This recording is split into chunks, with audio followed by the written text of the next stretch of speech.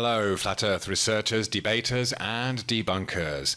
Here is another beautiful sunset off the west coast of Phuket in southern Thailand. And I'd like to use this footage to illustrate several points that can be used as evidence or even proof that we are on a level plane with a small local sun orbiting above our heads.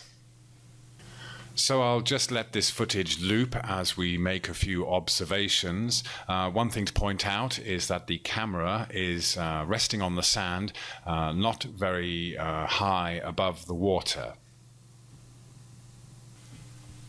Now the black lines that I've superimposed on top of the footage show the width of the sun when I first started recording it, and as you can clearly see, the sun does appear to get smaller and smaller as it sinks towards the horizon. And of course, if I'd given myself more height, maybe another few meters or a few hundred meters, then that would make a difference to how much longer we would be able to see the sun setting for. So again, if we get really high, say in an aeroplane, 30,000, 40, 50,000 feet, then we will see the sun setting for a lot longer, and eventually it will disappear from our view into the convergence line. Another thing we can see happening is the sun appearing to veer off to the right, and as I'm facing west, then that is actually heading in a northerly direction.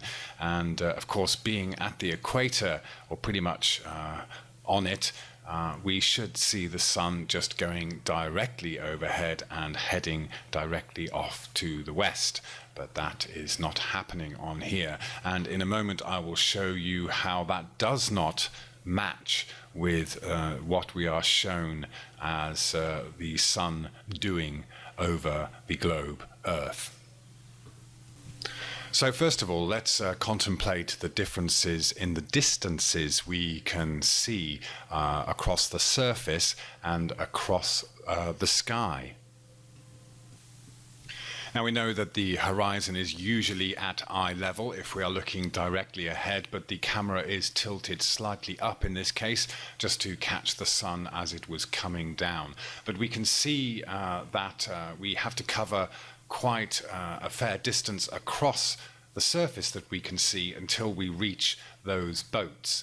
And the rest of the surface beyond those boats is comparatively little, but what's actually happening is the surface area in the distance is getting more and more condensed as it goes towards the distance. But overall, from say that small boat up to the horizon line is possibly another kilometer or so. So maybe we are actually seeing 2 or 3 kilometers of the surface, but clearly we see a lot further across the sky as the sun travels away from us.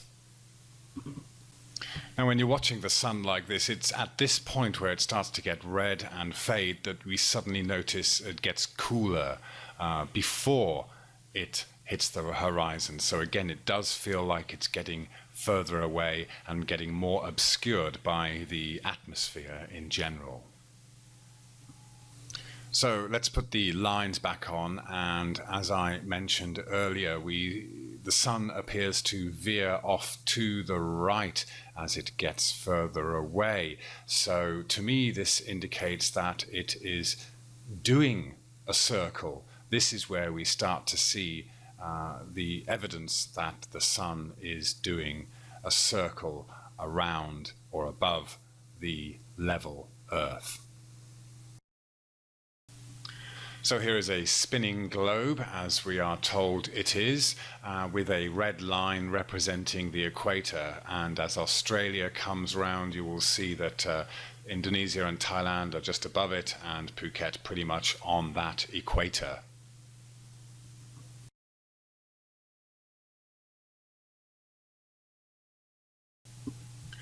So here is a screen grab from timeanddate.com showing Phuket with a red star and the sun in the position it was at sunset, which was about 6:30 p.m.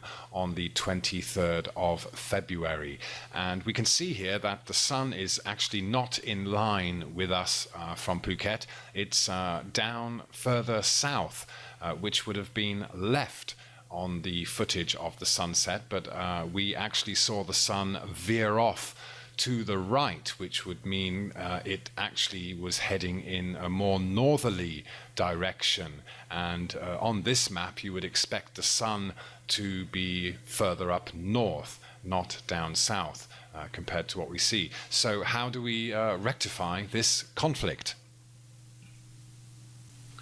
We simply turn the map into a flat Earth map, and we can see now that the line going west, that was a straight line, is now a curved line going in a clockwise direction, just how we would circumnavigate the flat Earth. And you can see that as the sun follows that line, it would actually veer off to the right, or appear to veer off northwards from our viewing position in Phuket.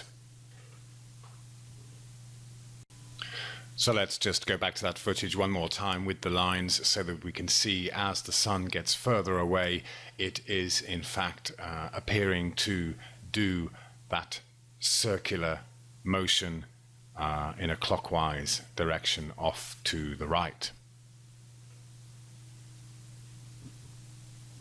And it's at this point, as the sun reaches the horizon, that we have one of the most challenging aspects of seeing or understanding how the sun sets over the level Earth, with the horizon apparently cutting off the sun as it goes down. Now remember, as we said, that if we were higher up, then we would actually see further. We wouldn't see any curve, we would just see further. It would still be flat and we could see the sun for longer. That's just a normal, natural visual phenomenon on any kind of surface.